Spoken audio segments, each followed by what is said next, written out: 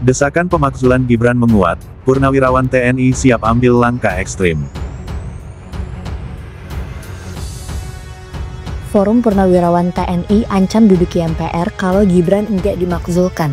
Guys, kayaknya tuntutan Forum Purnawirawan TNI agar Gibran Rakabuming dimakzulkan itu beneran serius loh. Soalnya kemarin Purnawirawan Slamet Subianto kasih ancaman bakal duduki gedung MPR kalau tuntutan pemakzulan Gibran enggak digubris sama DPR. Slamet juga bilang agar seluruh elemen masyarakat itu kompak menyelamatkan negara yang rusak karena dipimpin Gibran. Terkait surat pemakzulan Wapres kita, Gibran, apakah sudah ada di tangan pimpinan saat ini? Karena terakhir Bang Dasko bilang bahwa memang masih ada di sekretariat, belum lihat MPR dan DPD juga belum menerima. Kalau di pimpinan DPR untuk saat ini seperti apa? Terima kasih. Surat belum kita terima karena baru hari Selasa dibuka masa sidangnya, masih banyak surat yang menumpuk. Namun nanti kalau sudah diterima tentu saja kita akan baca dan kita akan proses sesuai dengan mekanismenya.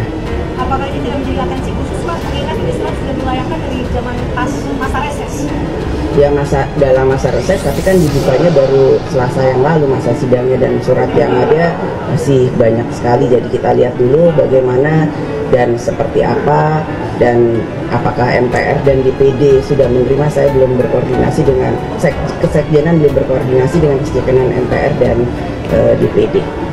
Belum kita terima karena baru hari Selasa dibuka masa sidangnya, masih banyak surat yang menumpuk. Namun nanti kalau sudah diterima tentu saja kita akan baca dan kita akan proses sesuai dengan mekanismenya.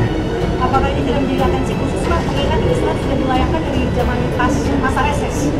Ya dalam masa reses, tapi kan dibukanya baru Selasa yang lalu masa sidangnya, dan surat yang ada masih banyak sekali. Jadi kita lihat dulu bagaimana dan seperti apa, dan apakah MPR dan DPD sudah menerima. Saya belum berkoordinasi dengan Kesekjenan, belum berkoordinasi dengan Kesekjenan MPR dan DPD.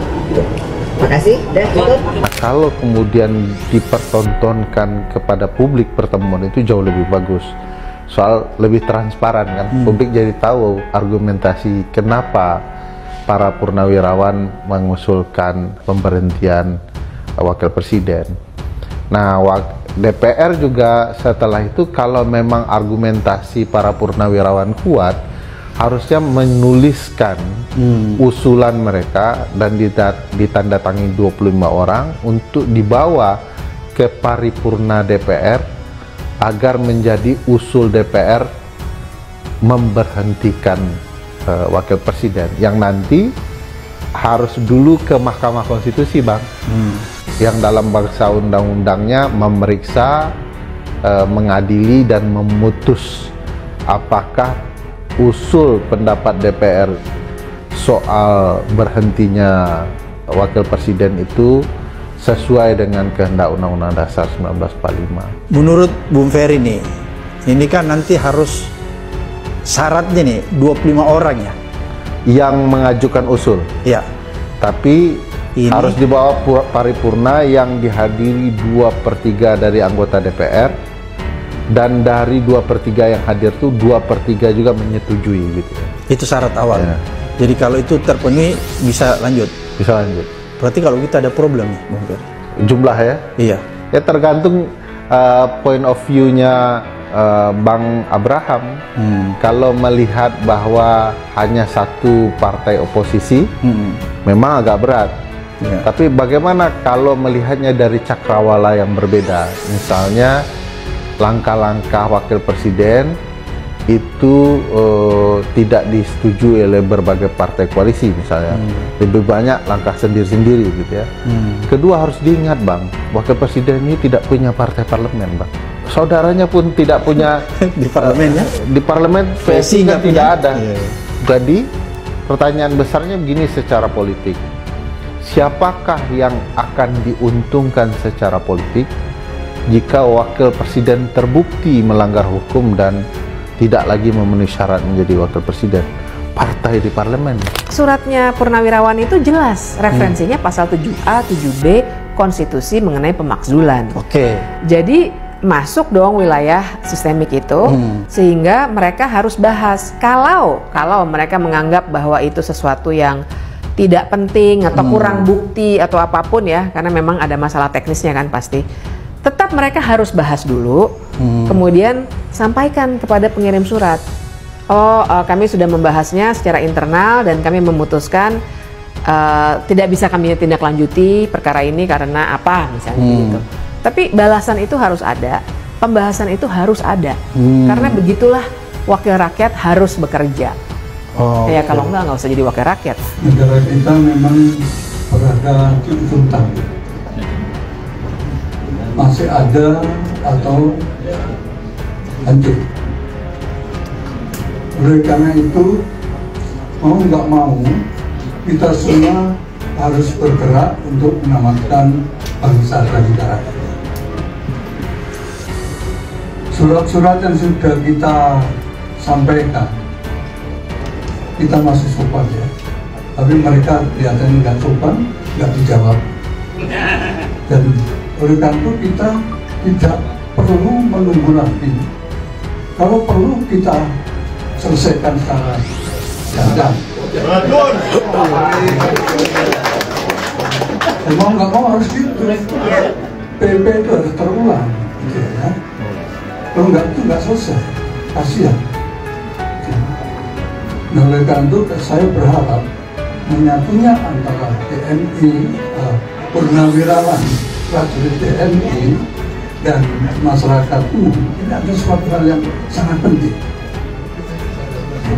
Sangat penting. Nah, oleh karena itu supaya kita itu menyatu, maka saya minta yang ada di sini betul-betul mau nggak berjuang? Mau. Begitu ayo kita ikrar kebangsaan. Kita dulu untuk menyatu dengan kita dan setiap saat kita siap untuk bergerak. Mau?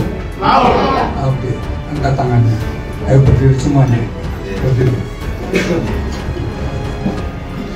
Kami bersumpah demi negeri ini. Kami bersumpah demi negeri ini. Negara Kesatuan Republik Indonesia. Negara Kesatuan Republik Indonesia. Ya, tentu publik menunggu dengan gembira bahkan kelanjutan dari proses permintaan para purnawirawan untuk pemaksulan wakil presiden Pak Gibran. Karena itu akan ada di benak publik terus-menerus bahkan sampai pemilu 2029 yang akan datang. Jadi kalau DPR sebagai lembaga resmi sudah membaca itu, meneliti itu, dan menurut Pak Dasko itu akan diproses, itu penanda bahwa kepentingan publik didahulukan ketimbang transaksi-transaksi politik yang sifatnya personal.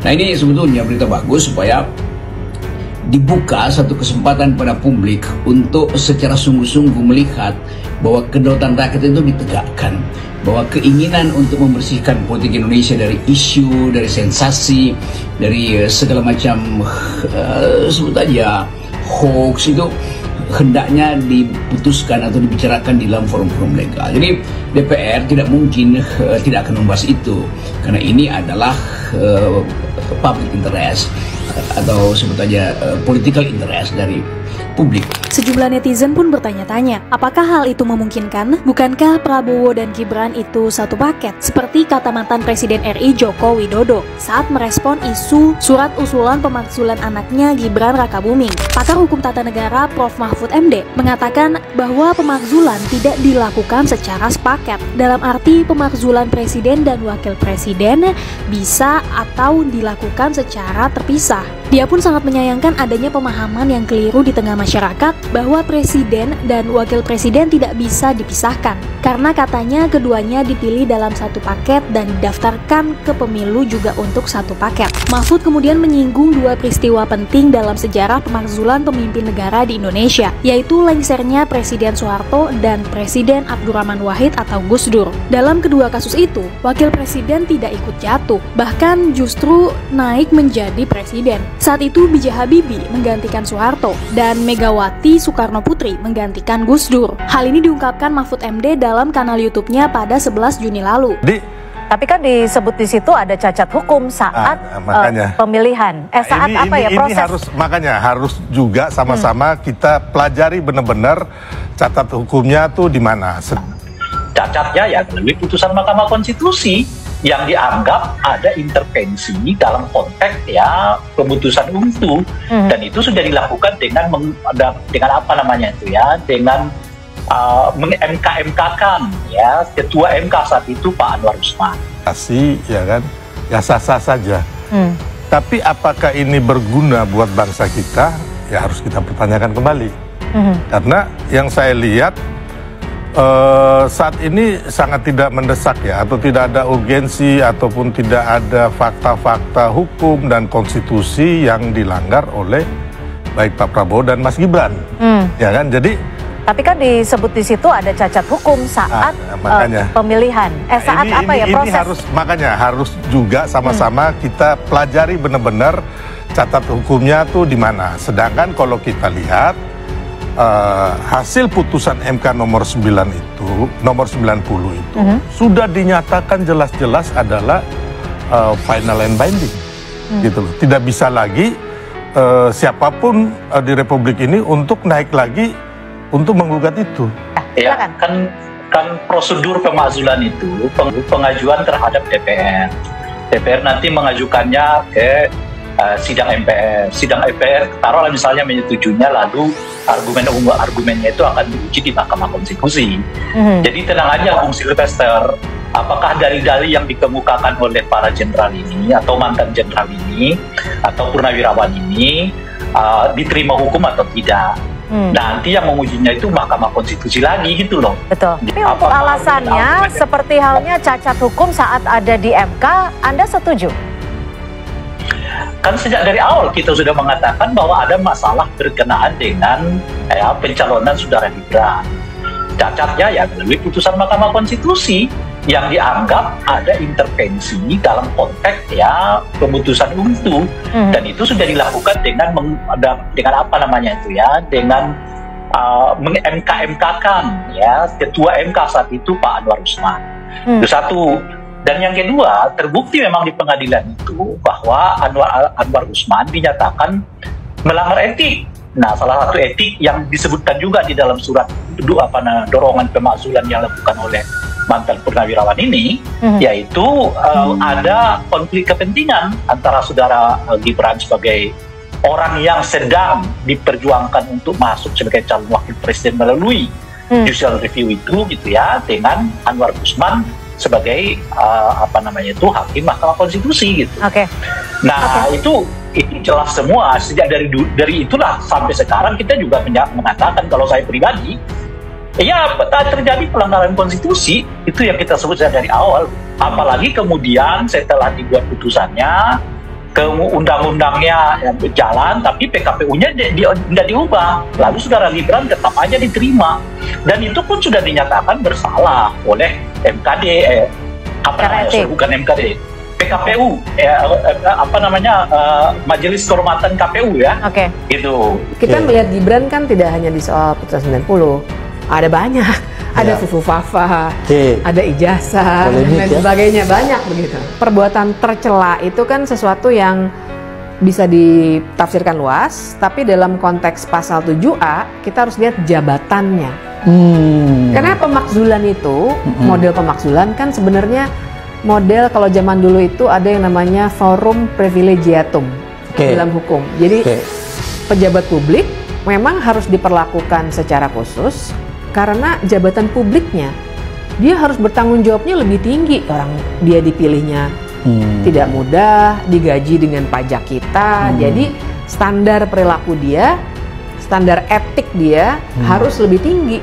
Nah, itu yang menurut saya mungkin orang fufu fafa kan kenakalan anak-anak remaja, anak muda aja. Oh, kalau Anda mau jadi wakil presiden, rekam jejak Anda harus bersih. Tidak bisa ada yang bercanda-bercanda seksis dan lain sebagainya, berarti Anda tidak punya kapasitas yang cukup. Di dalam hatinya, bayangkan kalau terjadi Presiden Prabowo Subianto berhalangan tetap diganti oleh yang namanya Gibran Rakabuming. Apa jadinya bangsa ini? Hancur. Jadi nggak usah ditunggu lama-lama mestinya. Karena lama terlambat akan nggak ada gunanya lagi. Oleh sebab itu makanya kita ingatkan kembali, dan saya senang rakyat Indonesia apapun profesinya terus menekan atau mendesak DPR untuk mengambil langkah-langkah sesuai dengan fungsinya. Kalau masalah apakah sudah memenuhi syarat untuk sesuai dengan Undang-Undang Dasar pasal 7A, sudah sangat memenuhi syarat. Kalau di 7A itu ada 6 hal yang tidak boleh dilakukan dan bisa dilakukan, diajukan dimajukan, sudah memenuhi paling tidak 3 tadi. Kalau 6 itu yang disebut secara nyata ya satu, dia sudah melakukan hal-hal yang sangat memalukan atau dalam bahasa hukumnya itu disebut hal-hal tercela. Kedua, dia melakukan korupsi meskipun belum dibukti secara umum. Tapi kalau kita lihat, kita dengar segala hal yang disampaikan, rasanya nggak terbantahkan itu. Dan selanjutnya yang ketiga, bahwa tidak lagi memenuhi syarat sebagai wakil presiden. Itu disebut nyata di dalam pasal 7A Undang-Undang Dasar 45. Jadi kalau dari aspek itu saya kira sudah terpenuhi, tinggal sebetulnya DPR mengambil langkah-langkah mengusut apa betul sesuai itu. Dan kalau sudah, saya kira jangan tunggu lama-lama lah, kasihan bangsa ini, apa jadinya bangsa ini. Nanti jadi bahan ketawaan negara lain kita ini dipimpin oleh tamatan SMP yang nggak jelas juga ilmunya, yang mengaku bahwa dia nggak pernah baca-baca, Pak, nggak ada budaya baca di tempatnya di rumah kami, kata beliau kan ya. Mungkin budayanya hanya budaya main.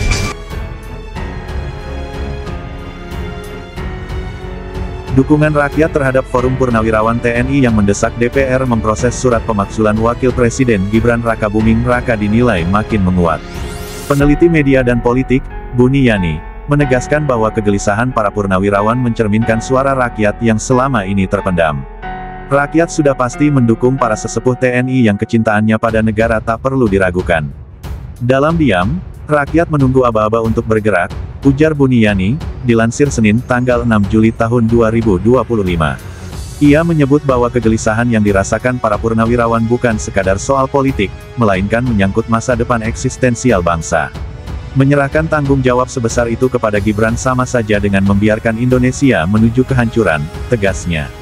Ketegangan meningkat usai pernyataan mantan Kepala Staf Angkatan Laut KSAL, Laksamana TNI Purn, Slamet Subianto, yang menyebut Forum Purnawirawan siap menduduki MPR jika DPR tak segera merespons usulan pemakzulan. Kami sudah bersikap sopan. Kalau tetap diabaikan, tak ada jalan lain selain ambil secara paksa. Kita duduki MPR. Saya minta siapkan kekuatan, tegas Slamet dalam konferensi pers di Hotel Arion Suites, Kemang, Jakarta, Rabu, tanggal 2 Juli tahun 2025. Ultimatum keras dari Forum Purnawirawan ini dipandang sebagai alarm serius bagi DPR untuk tidak terus membungkam kehendak rakyat. Komando moral sudah ditiup, tinggal menunggu kapan rakyat bergerak.